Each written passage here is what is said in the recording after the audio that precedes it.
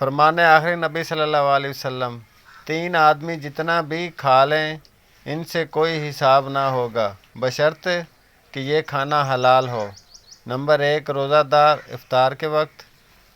Number 2 مجاہد جو اللہ کے راستے میں سرحد اسلام کی حفاظت کرے۔